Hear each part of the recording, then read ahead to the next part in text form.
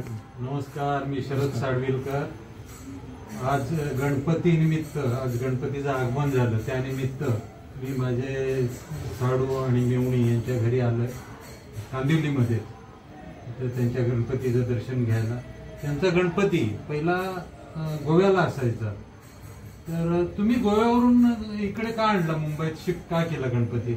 आम्ही गोव्यानं शिफ्ट का केला, कारण सगळ्यांना जमायचं नाही जायला, आणि जे जाणारे होते त्यांना मग कसा पाण्याचा प्रॉब्लेम यायचा, मग तिकडे गॅस हे ते म्हणजे काही परत साफसफाई, मग तिथे माणसं पण मिळत नव्हती असं कोण, आणि ट्रेनला गर्दी, सुट्ट्यांचा प्रॉब्लेम असायचा।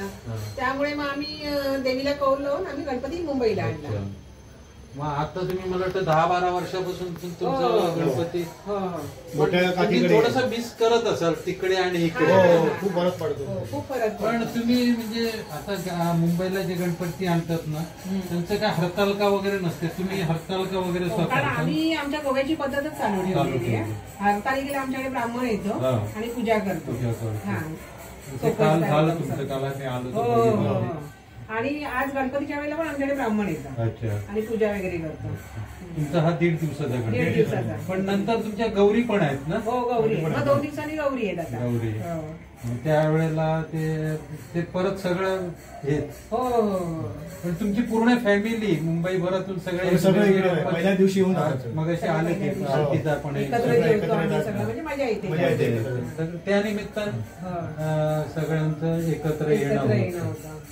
आणि काकीची जागा मोठी असल्यामुळे पहिले काकीकडे होतं। 8 वर्ष काकीने केलं, वयाच्याप्रमाणे प्रॉब्लेम, वयाच्याप्रमाणे आरोग्याच्या प्रॉब्लेम आपापल्या प्रत्येकाने हे करा। बाळा तू बोल, हे त्यांचे चिरंजीव, तू बोल तुमच्या गणपती। नमस्कार सगळ्यांना, माझं नाव सर्वेश नेवगी आणि आमच्या घरी यावेळी 1.5 दिवसासाठी गणपती विराजमान झालेले आहेत आणि सगळ्यांना धन्यवाद देतो की तुम्ही आलं काका आणि आमच्या फॅमिलीबद्दल थोडीफार माहिती सांगितली तुम्ही, आणि एक नेवगी फॅमिलीमध्ये काय पद्धती असतात, काय असतं ते तुम्ही सांगितलं लोकांना तुमच्या माध्यमातून।